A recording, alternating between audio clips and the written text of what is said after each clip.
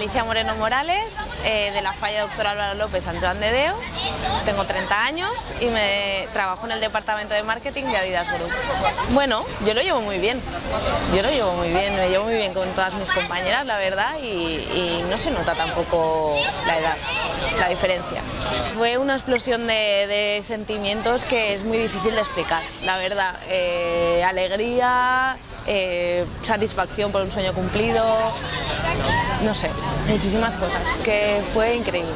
Pues mi casal, encantados, porque nunca habíamos tenido representante ni en la corte de mayor ni en la infantil, así que nos hemos estrenado, mi familia súper orgullosos y mis amigas dicen que van a ser mis mayores seguidoras este año, porque ellas son tan falleras como yo, así que, porque vamos, es la culminación de un sueño. Si ya es un sueño estar en la corte, pues es fallera mayor de Valencia, pero una persona que siente las fallas como yo, pues sería lo más increíble.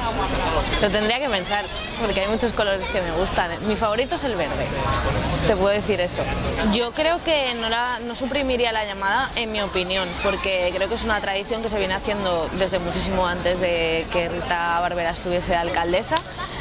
Todos los valencianos la vivimos con mucha intensidad y creo que si se eligiera la fallera mayor de Valencia, la Fonteta, quizá la corte se le restaría mucho protagonismo, porque todo el mundo estaría esperando a oír el nombre de la fallera mayor de Valencia, y creo que quizá no sería muy justo para la corte.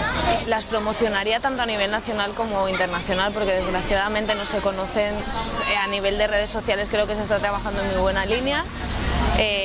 A nivel de informativos, que saliesen, como fue el caso del pasado domingo. Y bueno, haría pues eso, promoción de ellas en televisiones nacionales para que la gente supiera lo que son. Pues la noche de que nos despedimos del jurado, les hicimos varias sorpresas y al final acabamos todos llorando como magdalenas, las 72 y los 5 del jurado. Pues alguna vez, sí. Señor Pirotècnic, pot començar la mascleta.